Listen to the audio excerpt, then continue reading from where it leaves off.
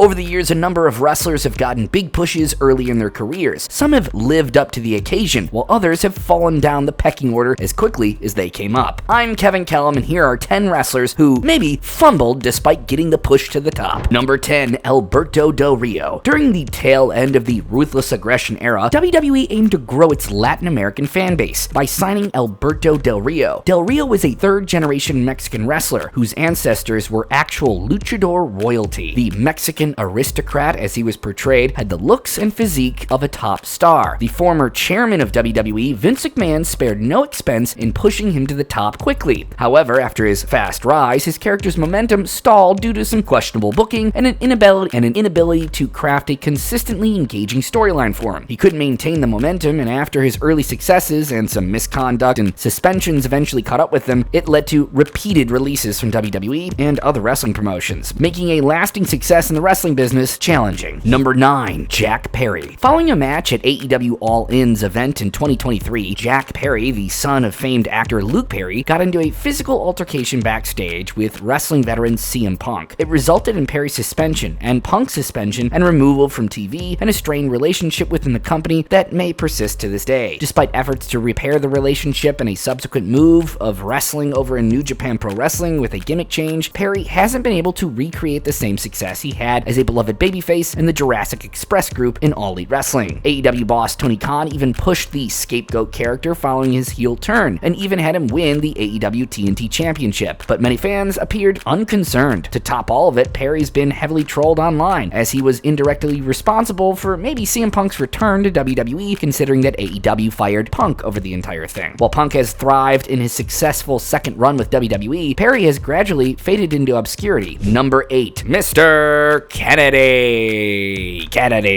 Yes, the trash talker of the Ruthless Aggression days was set for some big things huge early on in his WWE career. He won the Money in the Bank and was really set for a big cash-in potentially with that, but an injury put an end to it. Next, he was set to be named as Vince McMahon's illegitimate son in a top high-profile storyline, but a wellness policy violation at the wrong time cost him that critical role. Kennedy's WWE career ended abruptly in 2009, reportedly after Randy Orton allegedly got management to maybe release him after a unfortunate conflict over a match, claiming he was unsafe to work with. Number 7, Lex Luger.